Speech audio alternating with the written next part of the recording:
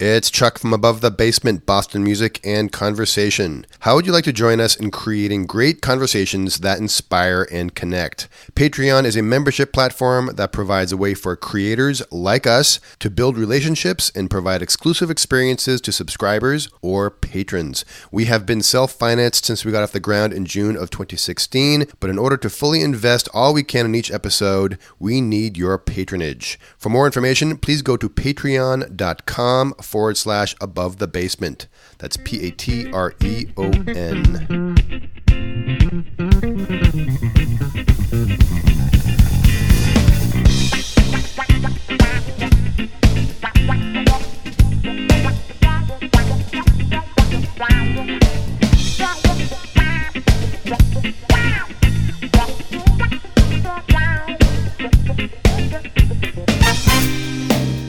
Jones sparks his cigarette, hands it off to Michael while he asks aloud if he should take this home again. Mike just spits and grins and drinking in his smoke tails. On his time you'll learn to swim, if you know what I mean.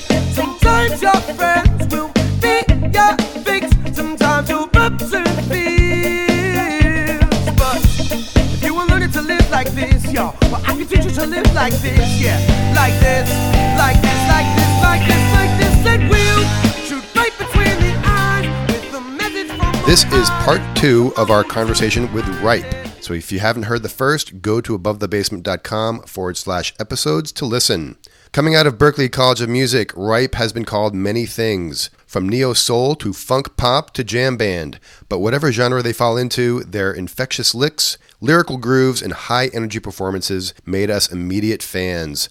We sat with 3/7 of the band out in Allston, Mass, a week or so after seeing them blow away the crowd at the Paradise. Singer Robbie Wulfsohn, guitarists Tory, Geismar, and John Becker joined us for a conversation about their roots, vision, and the love they have for their fans, which is a palpable entity if you have ever been to a Ripe show. They are about to embark on a big tour, which includes a stop at the Levitate Music and Arts Festival on July 7th in Marshfield, Massachusetts. Levitate is a community-oriented surf, skate shop, and apparel line based out of Marshfield, and through the festival they seek to support both local and national musicians. Be sure to grab your tickets and get more information at levitatemusicfestival.com. All right, so here is part 2 of our conversation with Robbie, Tory, and John from Ripe, recorded at their apartment in Allston, Massachusetts.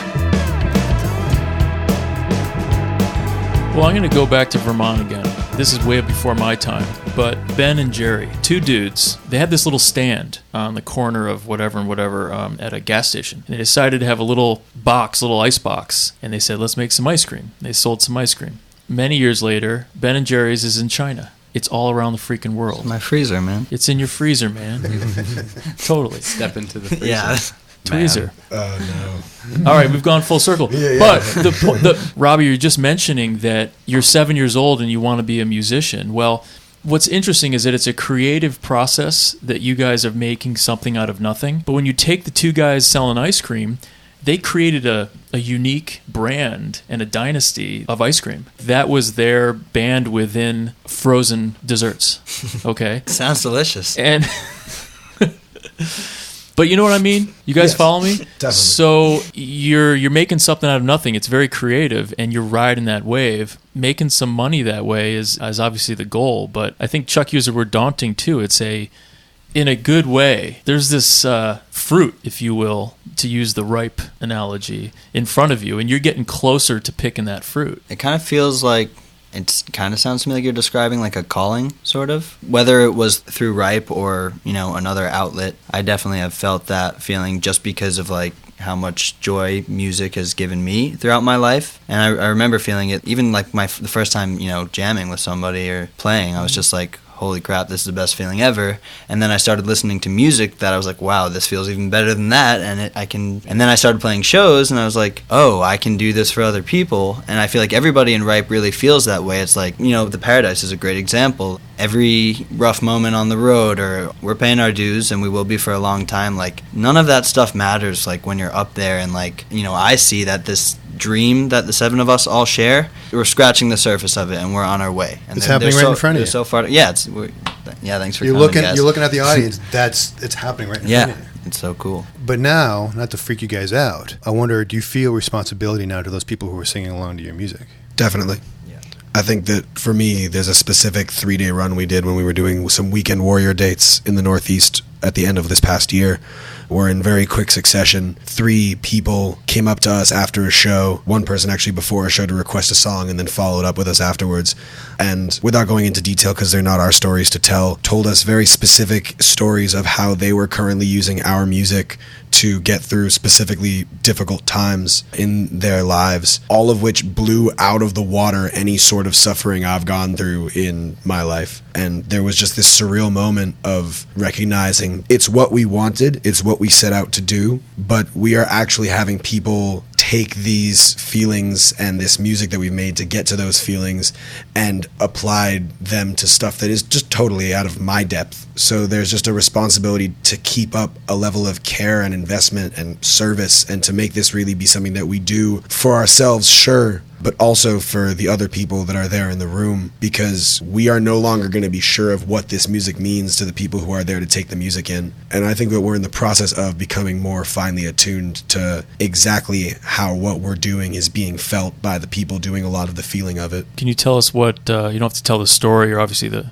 people, but the song? The song was Down with the Dark Side, I believe. We were requested to play it, and immediately following the performance, just heard the extent to which she needed that song in that moment, and we're just floored. I'll never forget her face while we were playing it. She was up on her friend's shoulders, like physically, and just like dancing and smiling. She just looked like she was having the best time.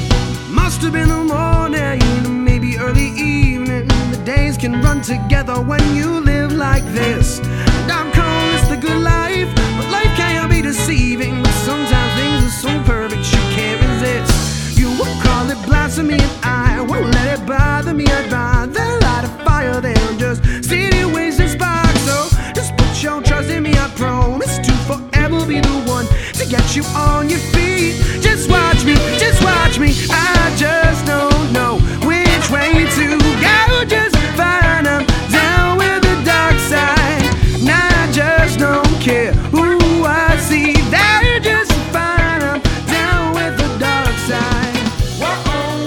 I was trying to figure out a way to describe when we looked at the audience, and it was really a tangible moment for Ron and I. The audience hit us, and it was joy. It was really, there was joy in the audience and there was joy on stage, which, not many people throw around the word joy very often. It's few and far between to go to a show, to go to an art gallery, to go to even a movie, but, especially places where you're literally rubbing elbows with people and singing words together.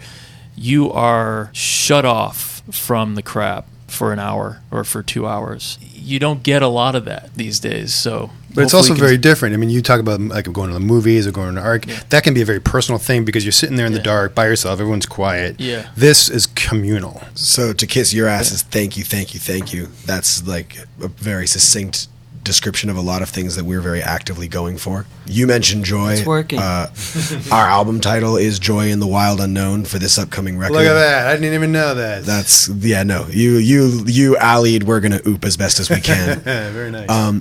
One of the reasons why the jam band world has been so inviting and why like the question of whether or not we're a jam band is a difficult one to answer rather than an easy one where it's either like, yeah, we are, or no, we're not. To generalize a lot in quick succession, I think that there's a lot of times where I feel like happy emotions are treated as lighter than darker emotions, even in the language that we use to communicate about these things. And I think that feeling joy versus just feeling like happy or feeling content is a thing that gets like tossed around as a word sometime, potentially as a cliche, but to actually feel that lift and to have something like grab you by the shoulders and take you into that mind space is rare. And I think that more than any genre signifier, more than any talk about where we come from and like what on a specific musical level we are about, I think that those moments of release and those moments of kind of elevating what you're doing above the normal chaos and unfortunately negative aspects of life to enter this moment with other people where you are able to feel a joy that can play ball with the weight of the loneliness you may feel the next day or the anger you may feel 2 hours later on the phone. I think that what we're going for is a happy with enough weight to affect your day to day. And the fact that you guys notice that in the people that we are trying to have those experiences with is humbling, exciting. It's just another early morning out of Davidson. Feeling so much better than you've got a right to feel. Then you got a right to feel. Good enough to take an unplanned for a stop in Washington. Good enough, you're not completely sure that girl is real. So you know you're singing sweet Caralee. Won't you confuse me like you're supposed to? And I've said what to do about you. Sweet baby, don't make me sad I ever met you, Caralee. I'll sing this song till I forget you, Caralee. What I think that people try to do, it's like a treatment, like a medicine analogy. You take an Advil and it's maybe just going to last for like a few hours. What you aim to do with music sometimes is to trigger that joy or that impression in some way. You're really not just long half-life. Exactly. You don't have to pop that Advil every 5 minutes. Yeah, I think that's a great thing to strive for. What's interesting is that people can be happy at a show, but like take the band like Metallica or like Megadeth or something, right? I'm going with this for a minute. Some of this is like minor, harsh, loud as hell. One may say it's not joyful, but then again, people can connect and feel amazing together. So I think that's a complicated thing about music, is that you guys can have some like depth to your music too, and you're still bonding people. It's not just like these happy riffs. What's the tune that's Caralee. Yeah, I listened to that on the way over. People definitely dig that one, but It's a song we close with often in our live sets. It reminds me of like a Blues Traveler when they had their big hits in the mid-90s that were freaking great trio. I mean, have you guys ever seen them live back in the day? We toured with them. Oh, really? Because that's why we laughed when you said yeah. So that's one of the reasons we laughed when you said blues. And John Popper actually sat in on a performance of Caralee once. Oh, really? Yeah, that is somewhere in Facebook. It's crazy. Facebook. That's crazy because I could hear so John Popper harp on Caralee somewhere in the back of my mind. You could like have, that but was you very missed it. happening. That's weird. That was really reminiscent. Some weird vibes here today. I don't know. Yeah. With this upcoming record, the approach that was taken was to try and let the music speak on the record. One of the biggest changes in our approach from this record as opposed to other releases is other releases were almost exclusively what could actually be executed live. There are like a handful of very, young musician bells and whistles that were able to make the song speak, but it was very much about trying to bottle up this thing that was already happening exactly the same way live. And I think for the first time, we recognize that the two spaces that we're going to find ourselves in as musicians, recording musicians and performing musicians, allow us to do two different things with our music. And I think that the way we've approached this record has allowed us to let these songs breathe and live and exist in a very complete sense on the record, and then still be brought to life in a different way live. To use Caralee as an example, the recording of Caralee that exists, that's on our EP, Hey Hello, is very much tied to what the song does sound like, literally instrument for instrument live. What that means is that the live performance of Caralee is just superior in almost every way to the recording, because you're hearing all of the same things executed with more excitement, more energy, visible dance moves, pyrotechnics, Cirque du Soleil. Scott Hadley, get on that. Yeah.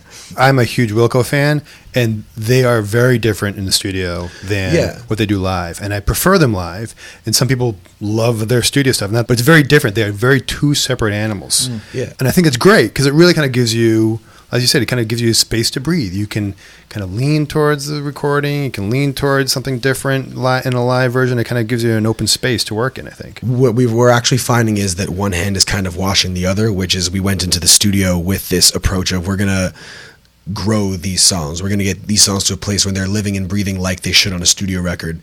And I feel that we did that.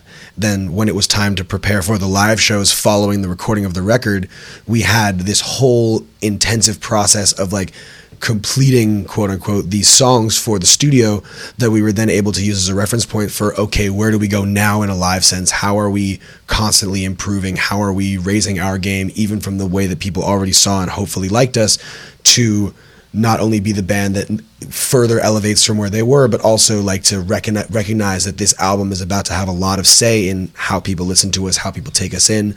And so what about those things are we bringing to the live performance? What are we deciding not to bring so we can bring a different element to it? Our studio music and our live music are never going to sound identical because they're going after two very different end results. It's a really exciting place to be. When's it coming out? I believe April 6th is the release date. I can corroborate. I can confirm. April 6th is the release date. April 6th, 2018, and it's called what? Joy in the Wild Unknown. We will actually be performing at Bowery Ballroom in New York. And Sam and I are both actually from New York, but the band's kind of from all over. Mm-hmm. But on that date, that's our album release show. That'll be the official one. Yeah. Excellent. And you got a big festival coming up too, don't you?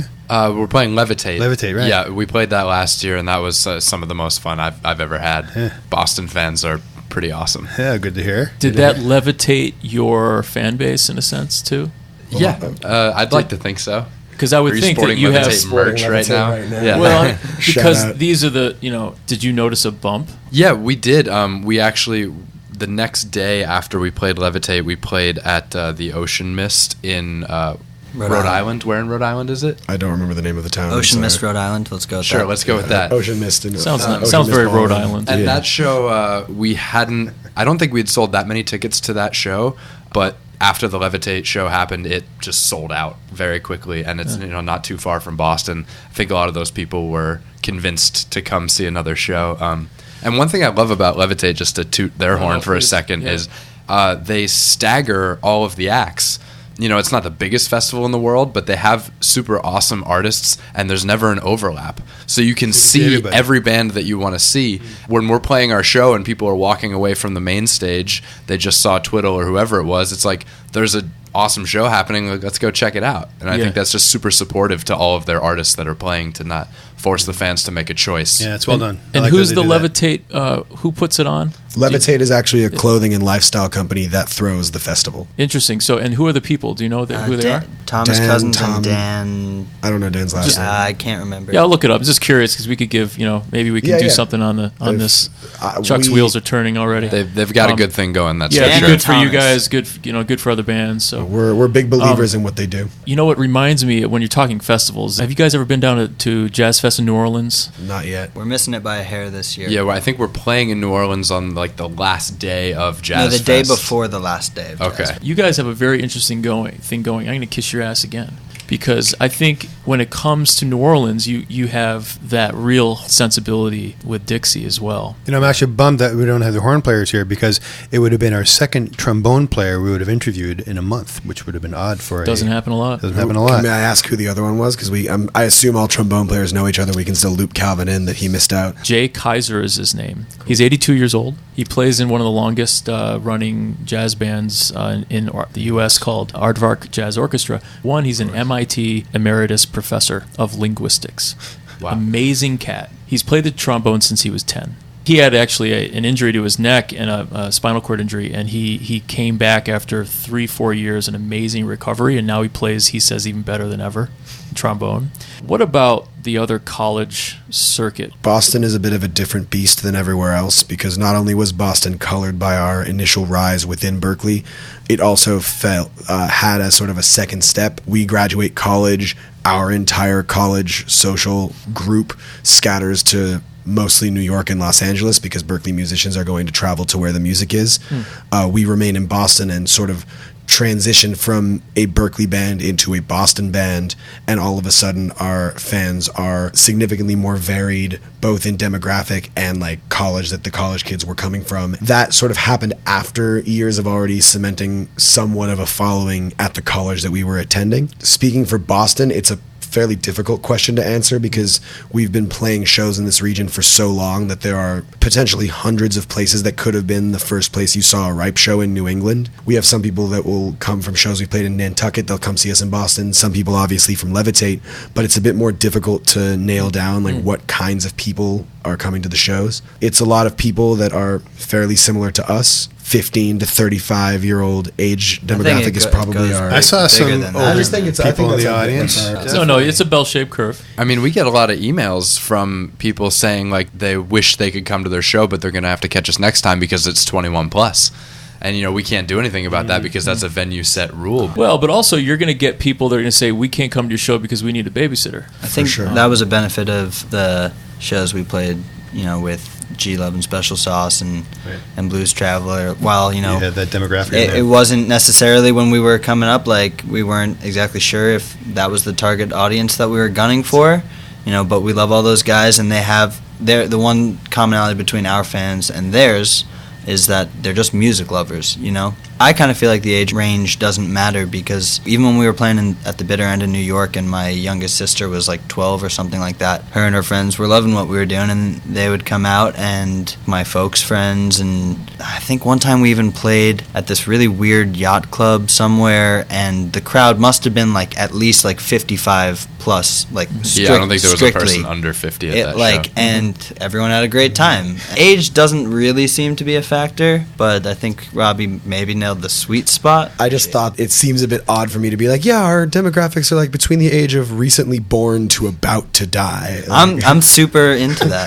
That's great. Let's do it. I like that. You should put that on the website. You might like if you fall into this are demographic, we're the right music for you.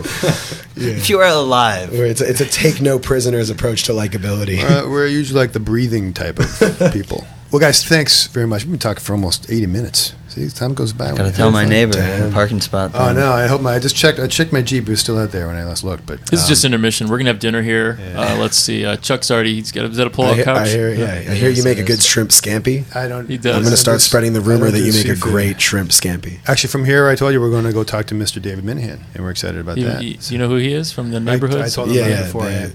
Yeah. I know the neighborhoods. I don't know Woolly Mammoth very well. I was never given the name of the studio he owns. So we recorded our album. Do you remember Buffalo Tom? The name of that band? Absolutely. So they were in the '90s. So they just recorded their new album. They're still together. And wow! I just learned that on Mark Maron's podcast.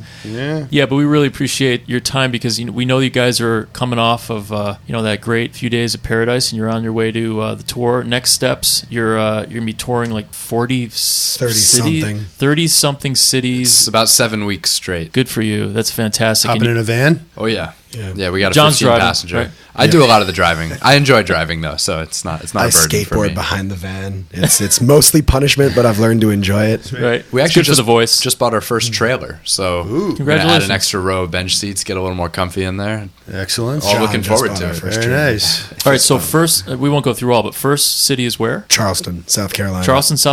And then from there, we do like the Carolinas, and we work our way up to do the East Coast. And then we jet to Toronto very quickly. Jet in a van. And then what is it? Toronto to the Midwest, I think. Mm-hmm. Then we do Pacific Northwest, down California, and then we do Phoenix and Texas, and it wraps up in New Orleans. A big loop counterclockwise around the U.S. Exactly. Yep. And then we're gonna hang in New Orleans for like 2 days as a band and see who gets left behind. I think the word recover is appropriate to say even preemptively. We're going to spend a few days recovering in New Orleans. I would imagine. We're going to catch that last day of Jazz Fest and hopefully play some music with some more people. I hope so. You guys going to play us a couple songs? Yeah, yes, please. Sure, yeah. All right, awesome. Let me stop. Music speaks louder than words. Next is Goon Squad. Live on the table. We take requests. As long as they're in places oriented.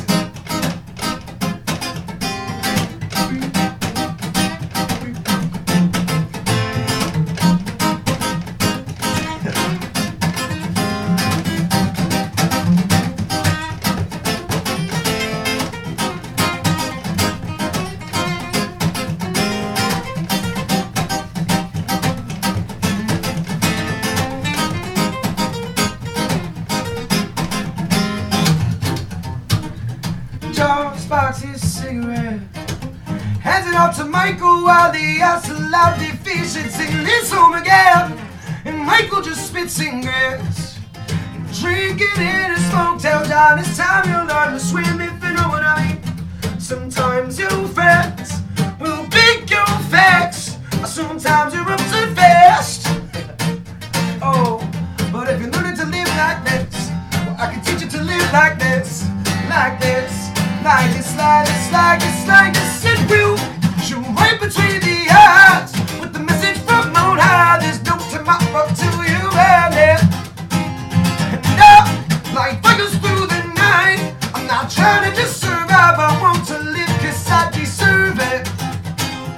Don't you worry, mama, don't you worry. The Goon Squad's gonna show you how. Hey, don't you worry, oh, don't you worry. The Goon Squad's gonna show you how. Yeah, the Goon Squad show you how to live life free of chains. Shackles on the ground, I'll stretch you out as you turn around and find your home again. When you get there, you will see friends you meet along the way, they start to look like a family, if you know what I mean. Sometimes your fact will beat your facts, sometimes your ups and fast. But if you're learning to live like this, I'm not gonna teach you to live like this, like this, like this. You shoot right between the eyes with the message from on high. There's no tomorrow till you earn it. And our life flickers through the night. I'm not trying to just survive, I want to live 'cause I deserve it. Say, don't you worry, mama, don't you worry. And the Goon Squad gonna show you how. Don't you worry, don't you worry. The Goon Squad's gonna show you how. Gonna show you how. Hi Facebook Live. Hi people listening later at Above the Basement.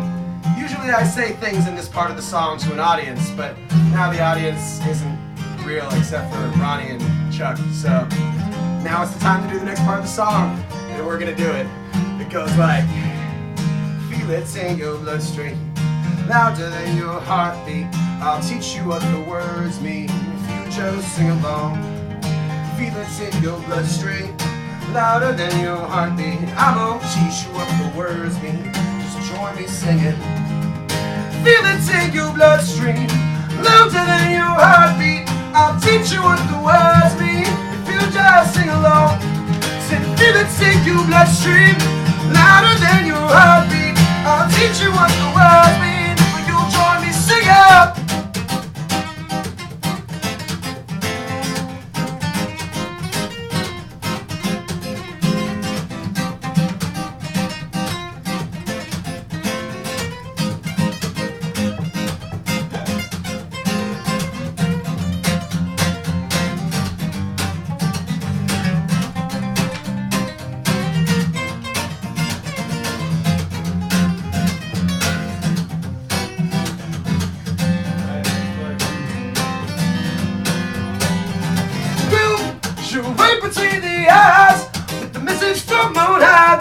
Tomorrow till you found it. Oh, yeah.